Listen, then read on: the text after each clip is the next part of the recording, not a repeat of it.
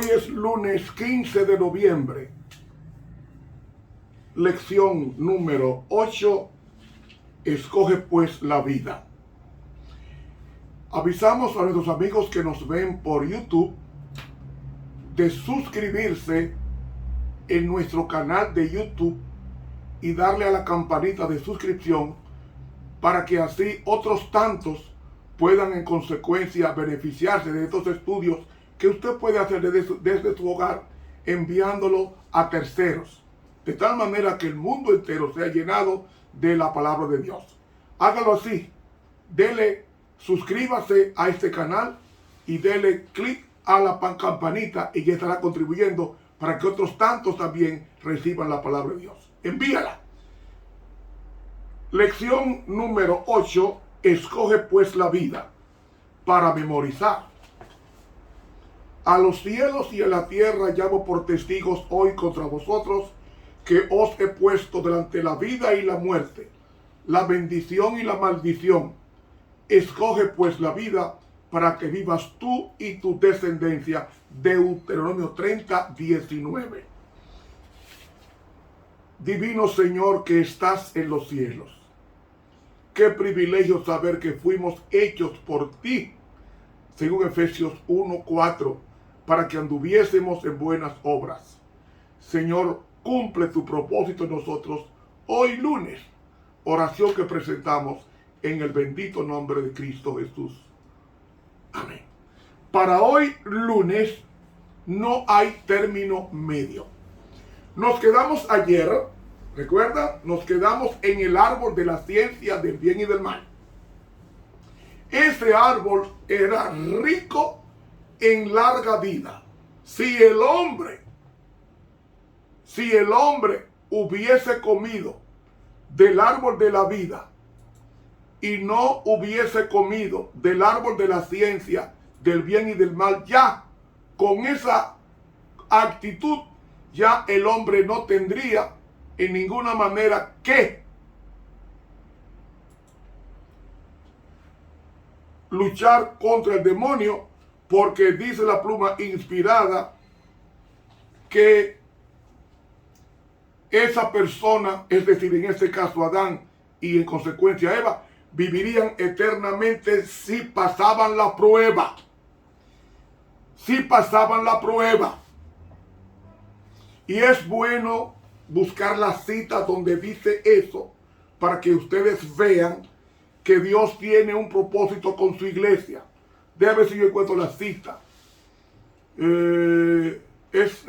La cita dice aquí, porque estoy buscando la cita. Pues, oiga lo que dice el libro La maravillosa gracia de Dios, página 344, la pluma inspirada.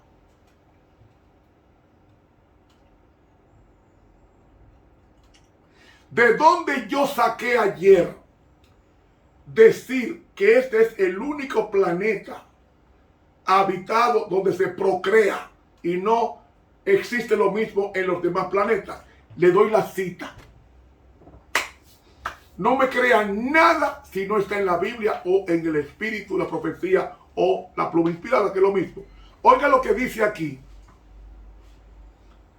Review and Herald, obrero Review and Herald, febrero 11, 1902. Oiga lo que dice la pluma inspirada. No Ramón Romero, no. Oiga bien, todo el cielo se interesó profunda y gozosamente en la creación del mundo y el hombre. Los seres humanos constituían una clase nueva y distinta. ¿Ve? Distinto a los demás planetas. Fueron hechos a imagen de Dios y era el propósito del Creador que poblaran la tierra. Oyó, este planeta es el único planeta de todo el universo que procrea. Los demás planetas no. Hay seres en otros planetas, pero no procrean, sino que fueron creados. Y este fue el último planeta que Dios creó para repoblar el cielo en el vacío que los ángeles dejaron allá. Ahora bien, dice aquí en el libro La maravillosa gracia de Dios, página 344, contestando la pregunta de ayer que ustedes hicieron, ¿de dónde sacó Romero esa cita? Aquí está. La maravillosa gracia de Dios, página 344 de la Pluma Inspirada. Oiga cómo dice. Dios creó al hombre para su propia gloria. Para que después de la prueba, ¿qué prueba? La prueba del árbol de la ciencia de bien y del mal. Para que después de la prueba y la aflicción, la familia humana pudiera llegar a ser una con la familia celestial. Es decir, si Adán pasaba la prueba, o sea, vencía, no comía del fruto, ya él pasaba a ser miembro de la familia celestial en forma permanente. Y agrega, era el propósito de Dios repoblar el cielo con la familia humana. ¿Por qué Dios quería repoblar el cielo con la familia humana? Porque el cielo hubo una expulsión de una tercera parte de ángeles. Una tercera parte de ángeles rebeldes. Y ese vacío lo tiene que llenar la raza humana. ¿Por qué la raza humana? Porque Dios en su presciencia, en su infinita sabiduría, previó que el hombre iba a caer. Y usted pregunta entonces en forma agnóstica, y si Dios sabía que el hombre iba a caer, ¿por qué lo creó? Como comenzamos ayer, Dios hizo al ser humano libre, inteligente, con capacidad decisoria de escoger el bien o el mal. Ya el mal no existía en la tierra, pero sí existió en el cielo, porque dije ayer que Lucifer fue expulsado antes de que Dios creara este planeta. Ahora bien, si el propósito de Dios era repoblar el cielo con la familia humana, entonces por inferencia este es el único planeta con seres habitados para procreación. ¿Me están siguiendo? Por eso que el diablo odia el matrimonio y se crea 120 géneros. El hombre se puede casar con un animal, se puede casar con un árbol, se puede casar contigo mismo, se puede casar con un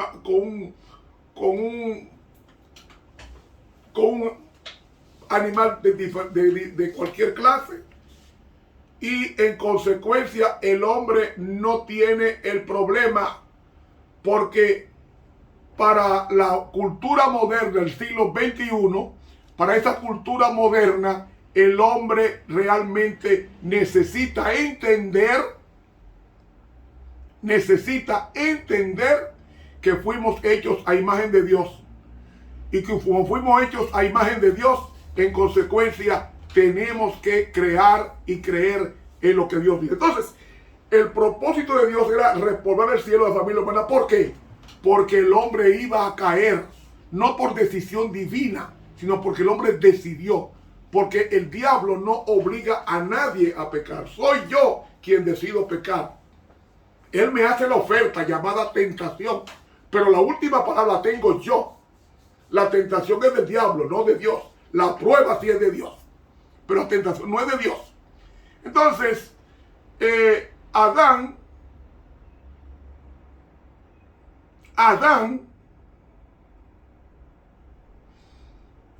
se le puso un árbol. El árbol no era malo. El árbol no era malo. ¿Cómo sabemos que el árbol no era malo?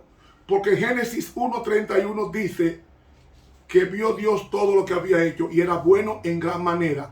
El árbol del bien y del mal es simplemente un título que Dios le puso. Pero el árbol de la ciencia, el bien y el mal no era malo. Era bueno. Pero dice la Pluma Inspirada en el libro La Historia de la Redención, página 31, que Satanás estaba recluido. Dice textualmente, Satanás estaba recluido en el árbol y no podía salir de allí a tentar a Adán y Eva. Historia de la Redención, página 31. Es decir, el único lugar donde Dios le permitió a Satanás estar recluido era en el árbol de la ciencia del bien y del mal. Te va a decir, ¿por qué Dios lo puso allí? Porque la recomendación o la instrucción que Dios le dio a Adán y Eva era que no comieran de ese árbol. ¿Por qué? Primero, ese árbol era de Dios. Y tomar del fruto prohibido era robarle a Dios de su fruto. Segundo, si se acercaban al árbol, iban a caer porque la serpiente lo iba a tentar y ellos iban a caer. Y esto es una buena lección para aquellas personas que piensan que son fuertes para la tentación. No, nadie es fuerte en la tentación. Lo único que capacita al hombre es eso, estar cerca de Dios. Pero aquí me dice que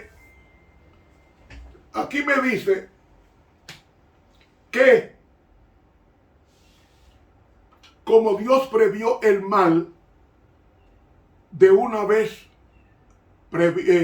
reservó un Salvador por si el hombre pecaba. Entonces, ¿por qué Dios dejó que el hombre pecara? Porque el hombre fue hecho con libertad para decidir. Y déjeme decir esto, que lo he dicho en otras ocasiones. La posibilidad del hombre pecar era 0.099% y un 99.1% de no caer. Para Adán caer era como yo dejar de respirar. Intente dejar de respirar. Usted no puede. Usted puede 1 minuto, 2 minutos, 3 minutos, pero ya no puede pasar de ahí. Después de varios minutos sin respirar, usted se siente ahogado. Así era Adán.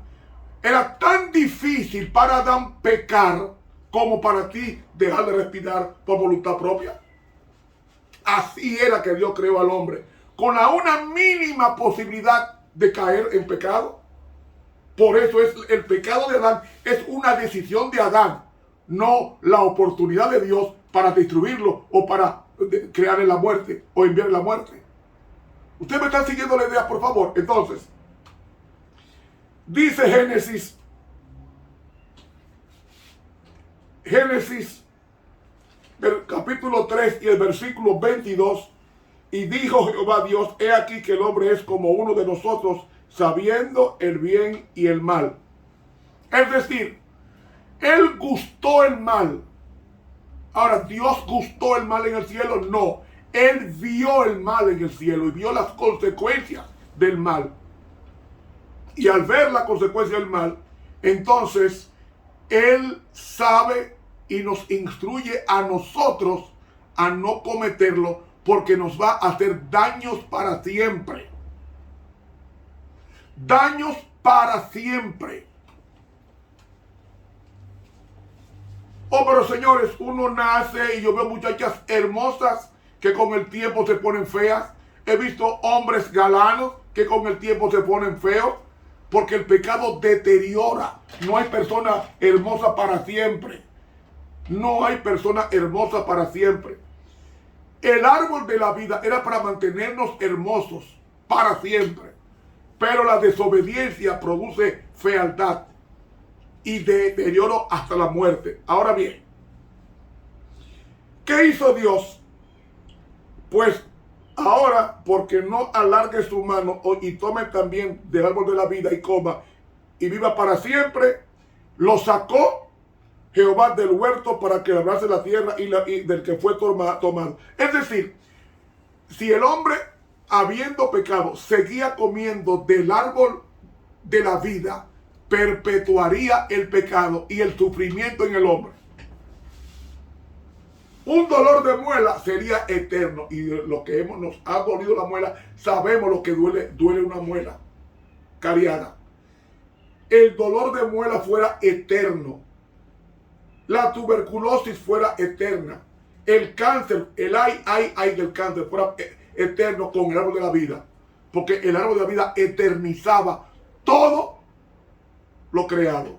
Entonces, ¿qué hizo Dios? Sacó al hombre, porque Dios es amor, para que no comiera ese árbol, para no perpetuar el sufrimiento en él en una forma desesperada. Lo sacó. Lo sacó.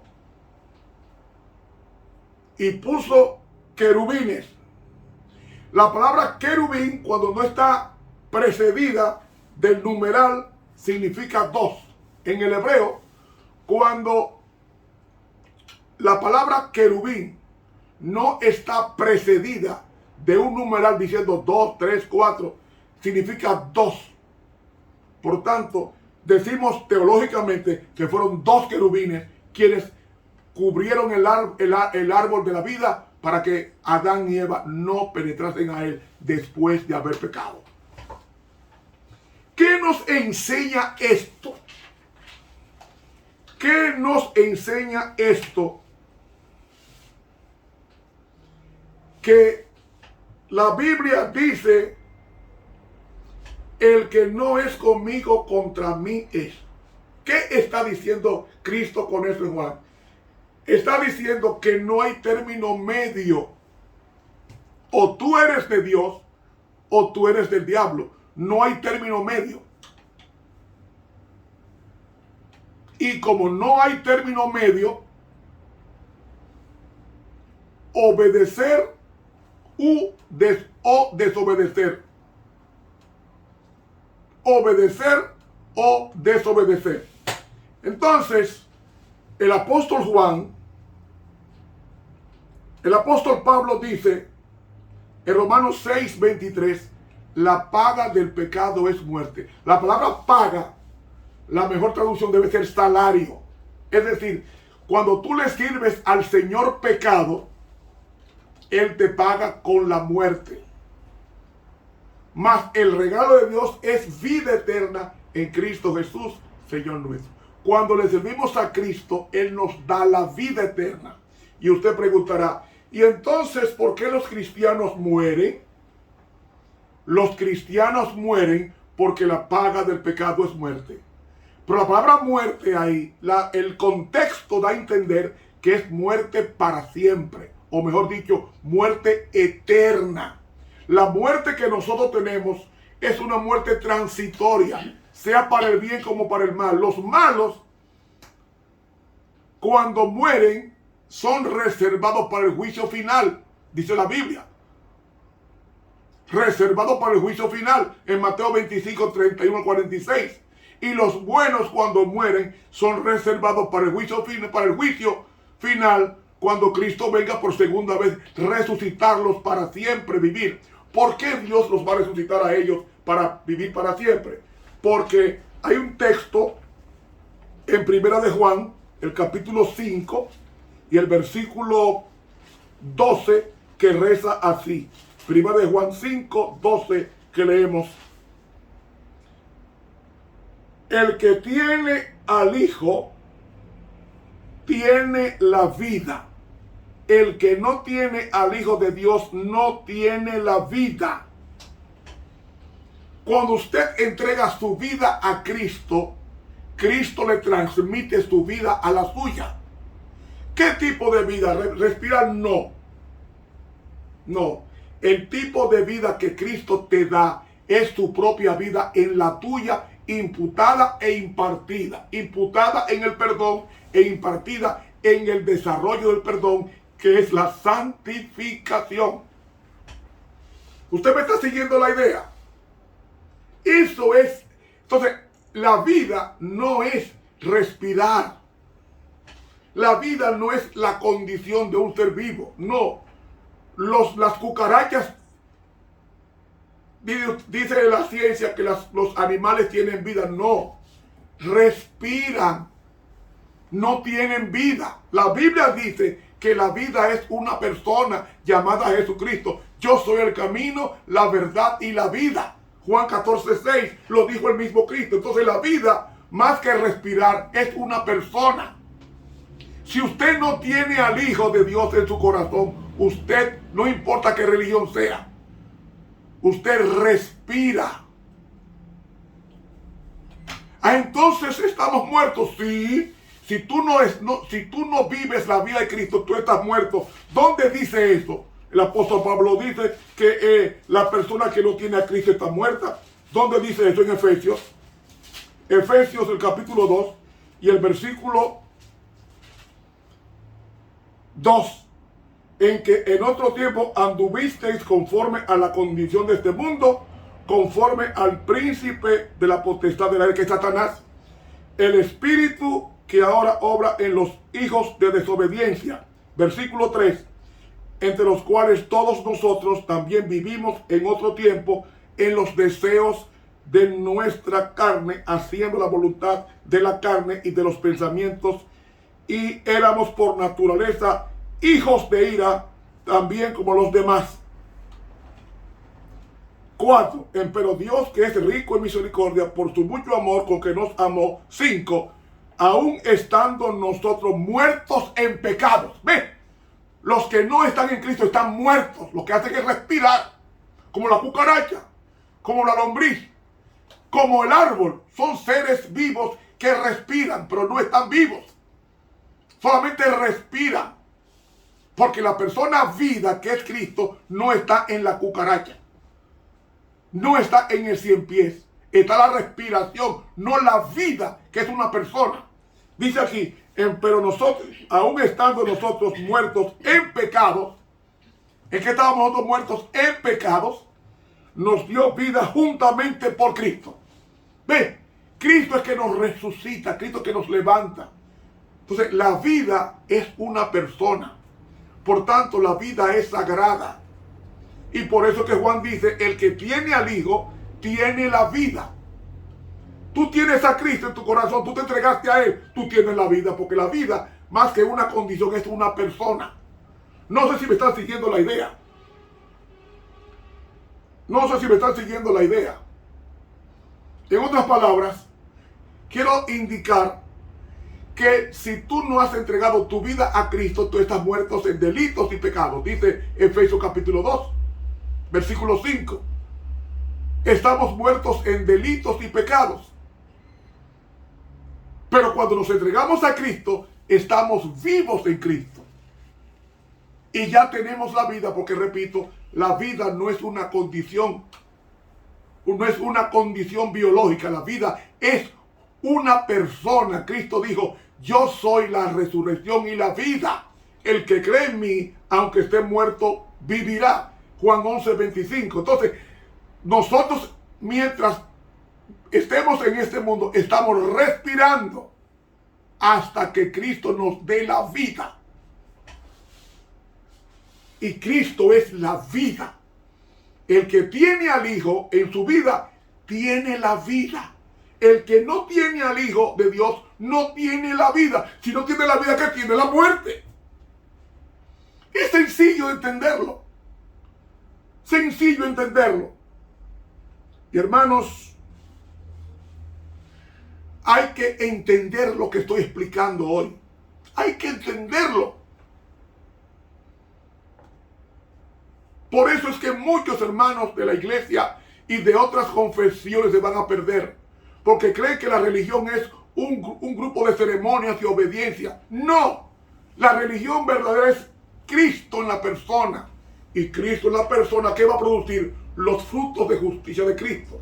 Como dijo Juan 15, porque separados de mí, nada podréis hacer. Es decir, las cosas buenas que hagamos tienen que venir de Cristo, no de un esfuerzo humano. Porque nada bueno hay en nosotros, dice el apóstol Pablo en Romanos, el capítulo 3. Y es tan cierto que cuando Pablo dice en Romanos, un axioma, hermano. Dice Romanos el capítulo 3, versículos 10 al 12, como está escrito, no hay justo ni aún uno. No hay quien entienda, no hay quien busque a Dios. Todos se apartaron a una, fueron hechos inútiles. No hay quien haga lo bueno, no hay ni siquiera uno. Es que no hay nadie bueno. las personas que hacen cosas buenas deben de hacerlas bajo la relación con Cristo. Va a producir los frutos de Cristo, el fruto del Espíritu Santo: amor, gozo, paz, benignidad, bondad, fe, mansedumbre, templanza o temperancia. Contra tales cosas no hay ley ritual. Con un poco de esfuerzo yo puedo dejar de mentir. Con un poco de esfuerzo yo puedo dejar de robar. Con un poco de esfuerzo yo puedo dejar de codiciar. Pero esas obras buenas no es la que Dios toma en cuenta, no. Las obras derivadas de la relación con Cristo. Como dice Juan en el capítulo 15, el mismo Cristo. Juan capítulo 15, el versículo 5. Vamos al 4. Estad en mí. El verbo estar es permanecer siempre, continuamente. Así que debe ser la traducción del griego de este versículo 4. Estad en mí, o sea, permanecer continuamente en mí y yo en vosotros, como el pámpano. Pámpano es la rama. Como el pámpano no puede llevar fruto de sí mismo si no estuviere en la vid, así ni vosotros si no estuviereis en mí. Yo soy la vid, vosotros los pámpanos, o sea, las ramas. El que está en mí, ahí está el mismo verbo, el que permanece continuamente en mí y yo en él, este lleva mucho fruto. Porque sin mí, o porque separados de mí, nada podéis hacer. Nadie es bueno, el único bueno es Dios. Y las cosas buenas que hacemos son pinceladas de Dios, no total dominio de Dios en nuestras vidas. Por eso decimos que no hay término medio, o tú eres de Dios o eres del otro. Y para que tú seas de Dios y para que yo sea de Dios, yo tengo que haber entregado mi vida a Cristo y entonces yo estoy vivo. ¿Por qué los muertos en Cristo resucitarán primero? Porque los malos en Cristo resucitarán después, en la resurrección después del milenio. Entonces, ¿por qué Cristo va a resucitar a los cristianos que murieron aceptándole? Porque al aceptar a Cristo, ya hay un compromiso de Cristo de resucitarlos, porque Cristo estaba en ellos y ellos en Cristo. Y la vida no muere. La vida, no habrá un momento que la vida va a morir, no. Muere la persona, o mueren los animales, o mueren las plantas, pero no muere la vida. La vida no muere. Y Cristo es la vida. Él dijo: yo soy la resurrección y la vida. El que cree en mí, aunque esté muerto, vivirá. Entonces, mi hermano y mi hermana, no hay término medio. Usted o es de Dios o no es de Él. Y Jesús lo dijo en Juan 15, porque separados de mí, nada podéis hacer. Y el 6 dice: el que en mí no permanece continuamente será echado fuera como mal pámpano y se secará. Y los juntan y los echan en el fuego y arden. Estar en Cristo es obedecer la palabra de Dios. Es hacer exactamente lo que la Biblia dice. Esto es estar en Cristo. Entonces, no hay término medio. Ser de Dios o no ser de Él. Como dijo Shakespeare, to be o no to be. Ser o no ser. Hermanos, piense. El que tiene al Hijo tiene la vida. Pregúntate, ¿tú tienes a Cristo? Tú tienes la vida. Tú no has aceptado a Cristo, entonces tú estás muerto. Según Efesios 2, 1 al 5 y según Juan 15, 5. Porque separados de Cristo, nada podemos hacer. Que Dios nos bendiga. Estuvo con ustedes el profesor Ramón Romero.